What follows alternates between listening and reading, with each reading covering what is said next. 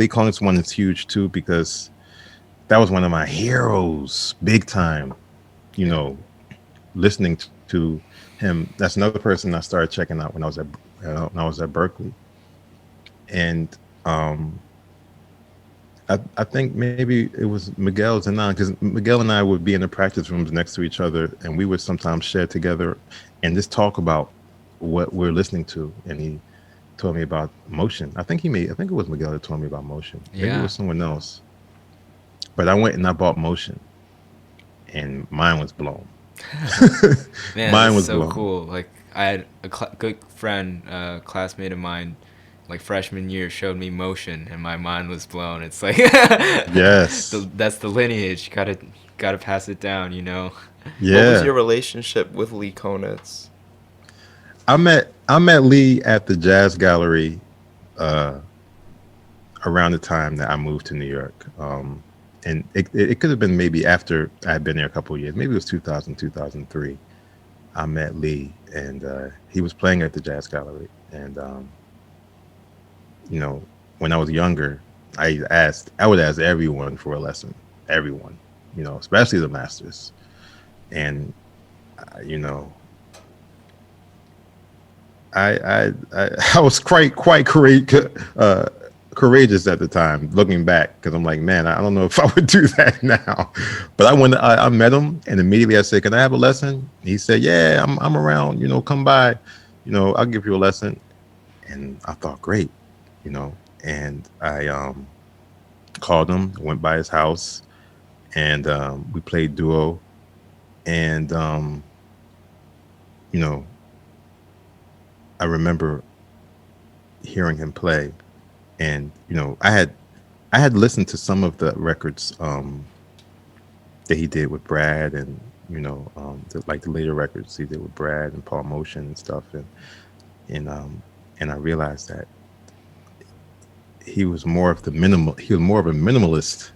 You know, the older he got, he wasn't playing as much. You know, and I asked him about it. I said, "Man, you're not you're." I said, "How did you get to playing your ideas that way?" He said, "Man, I'm really trying to play." No, he said, "I'm basically trying to say the least amount of words and have more of an impact with what I'm saying." And when he said that, I was just like, "Wow."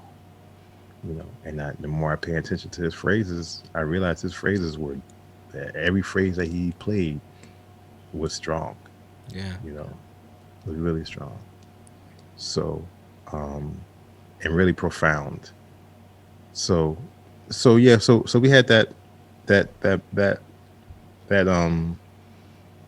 that hang, and we went out to eat afterwards, and we talked. You know, I remember we went to get sushi around the corner from. I have a picture of us.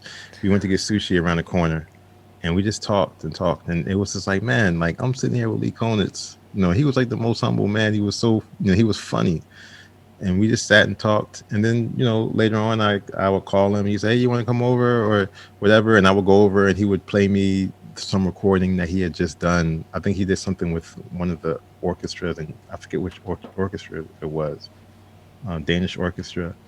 And he would play me like the whole album. We would sit and listen to it. You know, Wow. he played me the new record, one of the new records that he did on, like one of the last records he did on ECM. He played that. He would play stuff, and we would just sit and talk, you know. And then eventually we would go listen to music, and that was hilarious because, you know, uh, Lee was very highly opinionated. So if he Hmm. didn't like something, it was time to go. You know, it was really time to go. So there would be a couple of moments when we would be uh, at a club, and you know, I would be listening to the music, or I would just, you know, I'd be into the music, listening, and I would turn my head and look at him, and he would just be staring at me, which meant it's time to go. Like I'm not feeling this, and Wow. you know, and sometimes he would whisper, "Can we go? Can we go?"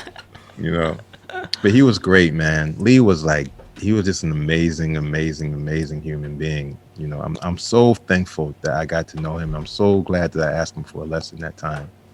You know, because those are the people that make a huge. And it's not even so much. Of course, this is playing because he was a hero of mine, but just the friendship and the mentorship and you know, the openness. Like he was supportive, and you know, I would look out in the audience at some of my gigs with Roy or with Tom Harrell, and Lee would be there, you know, out in the audience, you know, and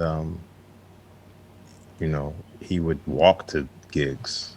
He would walk to gigs and be like, and telling me I'm walking back home from like 45th Street to like 90, not 90. I guess yeah, I think he lived around 95th Street.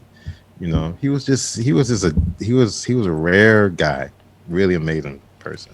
Were Tom Harrell and Lee Konitz friends? I think they were. I don't.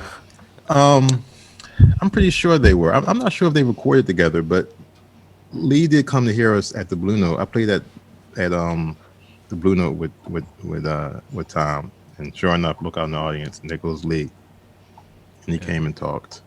Yeah.